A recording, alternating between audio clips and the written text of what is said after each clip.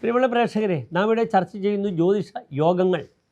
ഇവിടെ ജ്യോതിഷ യോഗത്തിൽ ദിഗ്രഹ യോഗങ്ങളാണ് എൻ്റെ പ്രിയപ്പെട്ട പ്രേക്ഷകരുമായി ഞാൻ സംവേദിച്ചിട്ടുള്ളത്. ഇവിടെ അടുത്ത യോഗം ചന്ദ്രനും ശനിയും തമ്മിലുള്ള ഒരു ദിഗ്രഹ യോഗമാണ്. സാർക്കിഹി പുനർഭൂസുതം എന്നാണ് ഫലം പറഞ്ഞിരിക്കുന്നത്.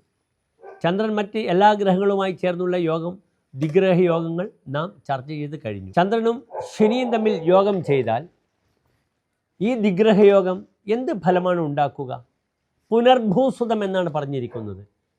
സാർക്കിഹി അർക്കപുത്രനായ ശനിയോടുകൂടെ ചന്ദ്രൻ യോഗം ചെയ്യുകയാണെങ്കിൽ പുനർഭൂസുതം, ആ കുട്ടി പുനർവിവാഹത്തിലുണ്ടായ കുട്ടിയാകാം, അല്ലെങ്കിൽ രണ്ടാം ഭാര്യയിൽ പിറന്ന കുട്ടിയാകാം എന്നൊക്കെ സാരം.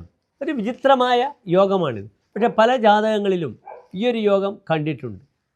ഒരു വ്യക്തി രണ്ടാമത് കല്യാണം കഴിച്ച് അതിലുണ്ടാകുന്ന കുട്ടി, അല്ലെങ്കിൽ തൻ്റെ രണ്ടാം ഭാര്യയിലുണ്ടാകുന്ന കുട്ടി, ധാരാളം യോഗങ്ങൾ കണ്ടിട്ടുണ്ട്. ഏതായാലും നിങ്ങൾ ശ്രദ്ധിക്കുക, ചന്ദ്രനും ശനിയും തമ്മിലുള്ള യോഗം എപ്രകാരം ഓരോ ജാതകത്തിലും ബാധിക്കുന്നു, എപ്രകാരം ആ സന്താന ചിന്തയിൽ അതിനെ, ആ വിഷയത്തെ പ്രതിപാദിക്കുന്നു എന്ന കാര്യം എൻ്റെ പ്രിയപ്പെട്ട പ്രേക്ഷകർ മനസ്സിലാക്കുക. നന്ദി, നമസ്കാരം.